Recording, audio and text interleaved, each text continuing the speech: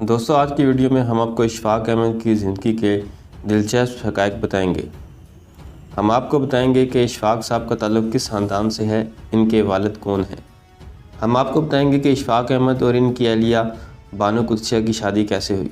जब इशफाक के वालिद ने कहा कि अगर तुमने बानो से शादी की तो मैं तुम्हें कत्ल कर दूँगा।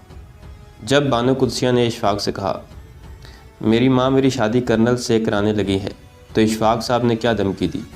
शादी के बाद इशफाक अहमद और बानो आपा ने कैसे स्क्रिप्ट लिखकर अपना घर चलाया।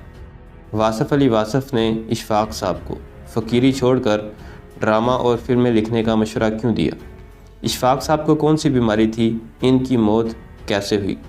आखिर में हम आपको इशफाक अहमद और बानो आपा की पहली मुलाकात का दिलचस्प अहवाल सुनाएंगे, जब इशफाक साहब कुद्सिया से एक आना मांगते थे। तो चलते हैं वीडियो की तरफ। नंबर 1, इशफाक अहमद हिंदुस्तान के शहर होशियारपुर के एक छोटे से गांव खानपुर में 1925 में पैदा हुए। नंबर 2, इशफाक साहब के वालिद का नाम डॉक्टर मोहम्मद खान था। आपके वालिद सख्त मिजाज जाबर पठान थे, जिनकी मर्ज़ी के ख़िलाफ़ घर में पत्ता भी नहीं हिल सकता था। नंबर 3, इब्तदाई तालीम फ़िरोज़पुर से हासिल की। आपने गवर्नमेंट कॉलेज लाहौर से MA किया। इसके बाद इशफाक अहमद ने इटली और फ्रांस से इटालियन और फ्रांसीसी ज़ुबानें सीखीं। फिर न्यूयॉर्क चले गए, जहाँ से इन्होंने ब्रॉडकास्टिंग की ख़ुसूसी तालीम हासिल की। नंबर 4, इशफाक साहब के वालिदैन ने इनसे कहा कि जहाँ तुम शादी करना चाहते हो वहाँ पर हम तुम्हें शादी नहीं करने देंगे। हम तुमको कत्ल कर देंगे, लेकिन तुम्हारी पसंद की शादी नहीं होने देंगे। इस धमकी के बाद इशफाक साहब बहुत ज़्यादा परेशान थे और फिर इन्होंने इटली के शहर रोम जाने का फ़ैसला किया। बानो कुद्सिया कहती हैं, वहाँ से उन्होंने मुझे बाकायदगी के साथ डबल ख़त लिखने शुरू कर दिए, एक ख़त सुबह और दूसरा शाम के वक़्त। और कई ख़तों में ये लिखा कि कुद्सिया, अगर तुमने किसी और से शादी की तो मैं तुम दोनों को कत्ल कर दूँगा। इन खतूत को पढ़ने के बाद मेरे लिए बड़ी मुश्किल पैदा हो गई थी। उन दिनों मेरी वालदा मेरी शादी एक कर्नल के साथ करना चाहती थी। 16 दिसंबर 1956 को समनाबाद में मेरी और इशफाक साहब की शादी बड़ी सादगी से हुई। उस दिन मैंने पुरानी सफ़ेद शलवार कमीज़ पहनी। कमीज़ थोड़ी सी फटी हुई थी। इशफाक साहब मामूली लकीरों वाले कुर्ते में मलबूस थे। मुफ्ती जी, मोहम्मद हुसैन आर्टिस्ट और डैडी जी बराती थे। रेज़ी और महमूदा असगर मेरी वालदा समेत मायका वाले थे। ना कोई ढोलक बजी, ना कोई मेहंदी की रस्म ही हुई। नंबर 5, शादी के वक़्त इशफाक अहमद बेरोज़गार थे, इसलिए घर की गाड़ी को चलाने के लिए दोनों मियाँ बीवी ने कलम का सहारा लिया। मुमताज़ मुफ्ती एक जगह लिखते हैं, अरसा दराज तक इशफाक अहमद के घर में हिसाब किताब स्क्रिप्टों में होता रहा। किराया मकान 4 स्क्रिप्ट, बावर्ची खाने का खर्च 8 स्क्रिप्ट, इलाज मालजा 1.5 स्क्रिप्ट, लेन देन 2 स्क्रिप्ट। आज भी बानो से पूछो ये सोफ़ा कितने में ख़रीदा था, वो कहेगी अच्छी तरह याद नहीं, शायद 3 स्क्रिप्ट लगे थे। इशफाक साहब के 3 बेटे पैदा हुए, जिनके नाम अनीक अहमद ख़ान, अनीस अहमद ख़ान और असीर अहमद ख़ान था। नंबर 6, दोस्तों, इशफाक साहब वासफ़ अली वासफ़ के बहुत मानने वाले थे। एक सेमिनार में इशफाक अहमद ने वासफ़ साहब से मुलाकात का अहवाल यूँ बयान किया।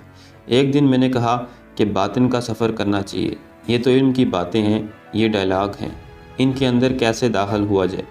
ये मुश्किल काम था और इसके अंदर दाखिल होने के लिए उनकी मदद दरकार थी।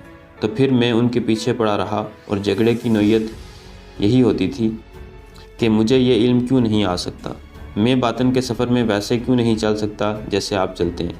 वो सरजनिश तो नहीं करते थे कि नहीं तुम नहीं चल सकते, लेकिन मुश्किल ये आन पड़ी थी कि अभी रूमी का बहुत सा जिक्र हुआ।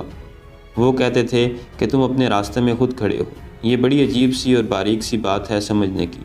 ज़िंदगी के मसाइब में, ज़िंदगी की मुश्किलात में अगर अल्लाह आपको सोचने का वक़्त दे और सोचने के लम्हात मैसर हों, तो अकेले बैठकर आपको पता चलेगा कि आपकी जितनी मुश्किलात हों, इनमें आप खड़े हैं, आप मसला लिए बैठे हैं।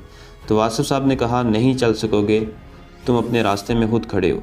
मैंने कहा अच्छा, तो मैं नहीं चल सकता, तो चलो फिर हम ऐसा करें कि फ़कीरी रंग इख्तियार कर लेता हूँ।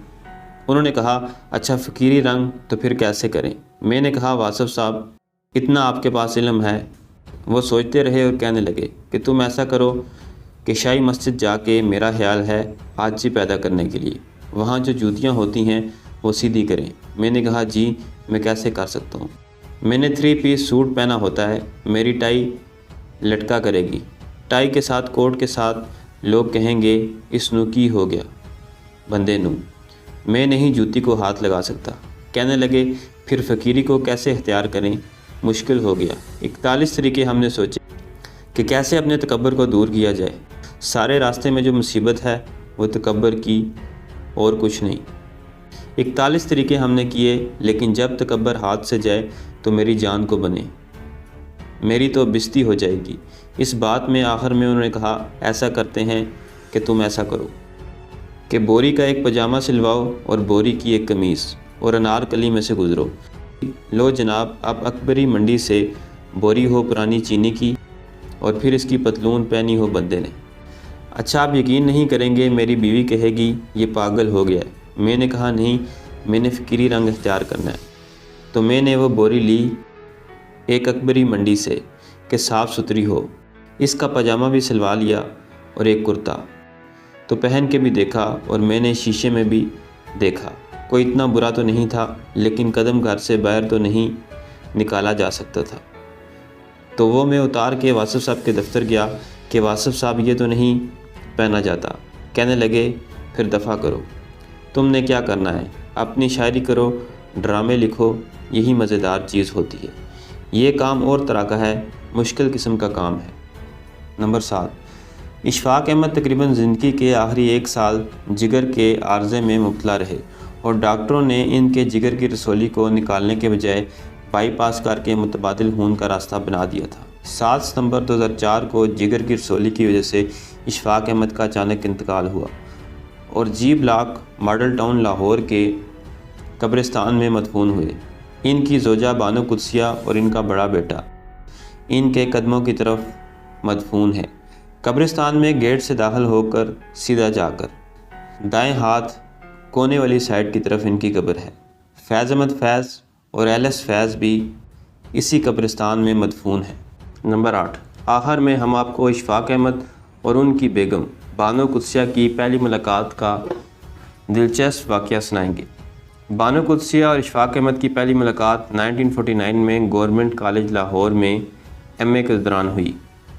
इनकी शादी के हवाले से मारूफ मुसन्निफ़ मुमताज़ मुफ्ती ने अपनी किताब अलख नगरी में सारा वाक़या तहरीर किया है। उनका कहना था इन दोनों की दोस्ती का आगाज़ बहुत दिलचस्प था। इशफाक अहमद का शुमार कॉलेज के शौकीन मिजाज लड़कों में होता था, जो कि लड़कियों से दोस्ती में बहुत दिलचस्पी रखते थे, लेकिन अगर कोई लड़की इनकी पेशकदमी का मुस्बत जवाब देती तो वो फ़ौरन इससे दूर हट जाते। इनकी नज़र इन्हीं लड़कियों के बीच में जब बानो कुद्सिया पर पड़ी तो इनको बानो कुद्सिया बहुत मुख्तलिफ लगी। एक दिन बात के आगाज़ के लिए इशफाक अहमद बानो कुद्सिया के सामने हाथ फैलाकर खड़े हो गए और एक आने का सवाल किया, जिस पर बानो कुद्सिया ने इनसे दरियाफ़्त किया कि एक आना किस लिए चाहिए। तो इशफाक अहमद का कहना था कि मुझे सिगरेट पीनी है। इसके बाद से बानो कुद्सिया हर वक्त अपने पर्स में खुले पैसे रखने लगी ताकि वो इशफाक अहमद को एक आना दे सके।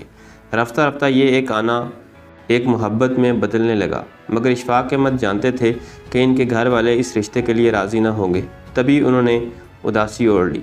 दूसरी तरफ बानो कुद्सिया की वालदा भी एक गर्ल्स कॉलेज की प्रिंसिपल और रसूलों की सख्त खातून थी। वो भी बगैर माँ बाप के इशफाक अहमद का रिश्ता बेटी के लिए कबूल करने को तैयार ना थी।